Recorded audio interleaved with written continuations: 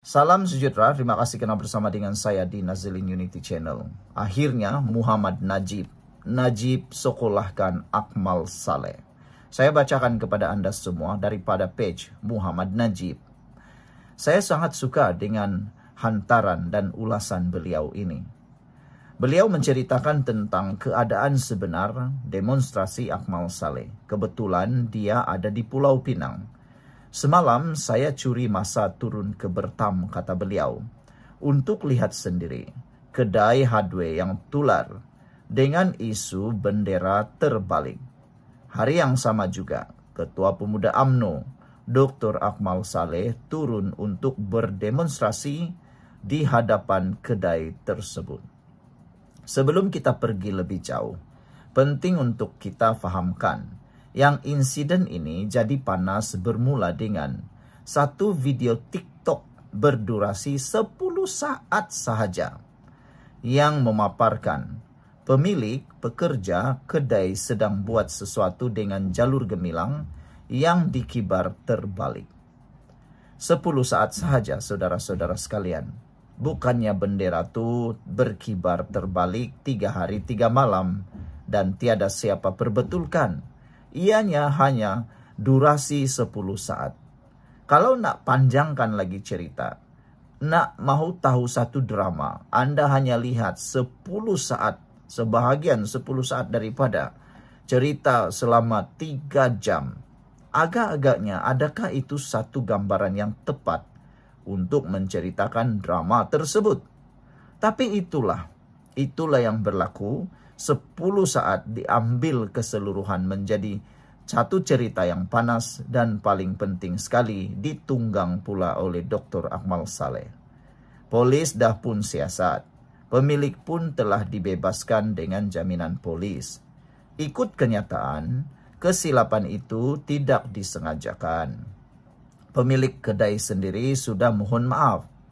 Semalam seperti dijangka, kedai hardware yang jadi perhatian ramai tidak beroperasi.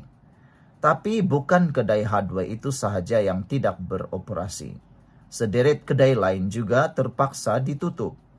Ini melibatkan kedai bandel, klinik, kedai alat tulis, pusat snooker, pusat latihan karate, dentis, kedai repair cermin kereta, kedai bateri kereta, dan kedai perkakasan elektrik. Bayangkan itulah kesannya. Sebelum kita teruskan ulasan ini, jangan lupa tinggalkan komen Anda dengan tanda pagar "Kami benci ekstremis". Sebelum itu izinkan dulu saya perkenalkan kepada Anda semua, ini terapi imun transfer factor for life. Terapi imun yang meningkatkan daya imun badan kita sehingga 400%. Secara umum dan ringkasnya, apabila imun badan kita jadi lemah, kita tidak sembuh dari semua jenis penyakit. Apabila imun badan kita rendah atau tidak lagi bijaksana, kita juga merana dan menanggung penyakit. Karena imun badan kita tidak tahu mengenal mana satu kawan, mana satu lawan dalam tubuh badan kita. Apabila imun badan kita jadi bodoh, kita juga akan diserang oleh imun kita sendiri. Tetapi dengan terapi imun yang mendidik, merangsang, dan mengajar imun badan kita menjadi kuat dan bijaksana ini, ia akan menjadi bijaksana untuk melawan dan menghapuskan akar penyakit yang ada dalam tubuh badan kita itu. Terapi imun ini mengajar imun badan kita untuk sangat bijaksana menentukan lawan dan kawan dalam tubuh badan kita. Cepat dapatkan produk yang hebat ini melalui nomor telepon saya yang tertera. Produk ini lulus KKM, diperakui oleh dokter-dokter di seluruh dunia dan halal. Saudara, ini mungkin jawaban yang Tuhan sediakan untuk Anda semua. Saudara-saudara sekalian, seharian operasi kedai-kedai tersebut ditutup bermakna hilang sumber pendapatan sehari untuk semua kedai di atas. Kalau ada pekerja sambilan atau dibayar upah harian, mereka juga berkemungkinan hilang gaji sehari bekerja. Ini mungkin Akmal Saleh tak pernah fikir dan tak pernah tahu. Itu belum masuk lagi dengan tidak kurang dari 50 anggota polis trafik, FRU, dan petugas APM yang ditempatkan di kawasan tersebut bagi menjaga keselamatan awam Belum cakap lagi para pelancong yang mungkin terlihat ternampak terpengaruh dengan keadaan tersebut. Bagaimana agaknya andaian para pelancong terhadap negara kita selepas insiden demonstrasi itu? Ya, tidak salah nak berdemonstrasi atau berhimpun. Macam himpunan Turun Anwar tempoh hari. Itu pun tak salah juga.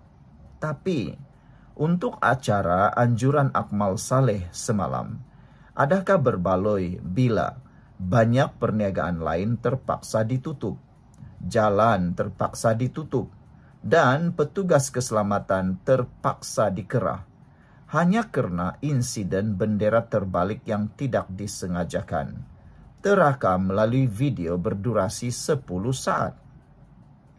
Dan persoalan yang jauh lebih penting lagi ialah, adakah berbaloi untuk isu bendera terbalik ini dimainkan demi cheap political mileage? Seseorang dengan risikonya adalah ke atas perpaduan dan keharmonian kaum negara ini. Benda memang terang lagi bersuluh. Naratif isu ini ialah sentimen perkauman. Ketua Pemuda UMNO ini dari dulu pun sudah sinonim dengan menggunakan sentimen perkauman dalam banyak isu-isu lain, seperti isu stokin, sandwich, dan entah apa lagi. Semalam, Akmal Saleh berarak dari tapak pasar malam Kepala Batas ke hentian bas di jalan besar depan kedai hardware. Dia berucap dengan nada penuh kemarahan, lebih kurang 10 menit. Kemudian, bersama penyokong menyanyikan lagu Negaraku. Selepas itu, Akmal Saleh pergi meninggalkan perhimpunan. Selesai begitu sahaja. Selepas itu, apa yang berlaku? Apa yang berlaku selepas itu sebenarnya lebih bahaya lagi, yang Akmal Saleh mungkin tidak akan dapat kawal lagi. Apabila wakil dari Lawyers of Liberty LFL berucap, ada 2 atau 3 orang yang cuba cetuskan provokasi dengan jeritan berua dan tali barut DAP, Cina lahanat dan halau Cina balik China. Mujurlah provokasi mereka tidak mendapat sambutan.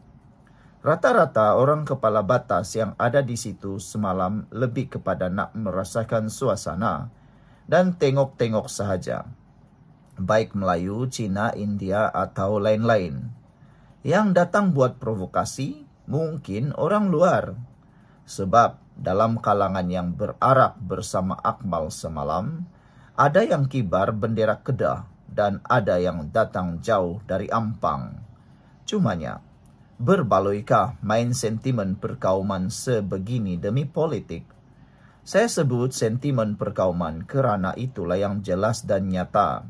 Sebab kalau nak kira tersilap bendera ini, Akmal sendiri pun pernah silap. Pemuda UMNO pun pernah silap. Pasti pun pernah silap. IPD Polis pun pernah silap. Bahkan Raptai Kemerdekaan pun pernah silap juga.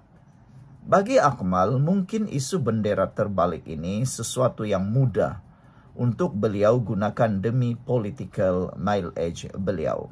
Tapi lihat, kesannya dari mata burung bukan dalam tempurung. Lihat pada 2 atau 3 orang yang cuba cetus provokasi. Lihat pada beberapa pemimpin politik sebelah sana dan beberapa pengaruh medsos yang cuba mengapikan lagi isu ini demi kepentingan mereka. Bak kata Rafizi, boleh pilih nak jadi pemimpin politik berilmu dan berwawasan, atau pilih untuk dikenang kerana isu bendera, stokin dan sebagainya. Bulan kemerdekaan ini patutnya jadi meriah dengan kita semua kibar jalur gemilang. Tapi sayangnya sekarang ia sudah menjadi semacam ketakutan pula untuk kita kibarkan bendera yang menyatukan kita semua. Sebab cara kita tangani kesilapan ialah dengan kemarahan, bukan keramahan. Sekian dulu untuk kali ini. Jangan lupa tinggalkan komen Anda. Bye-bye.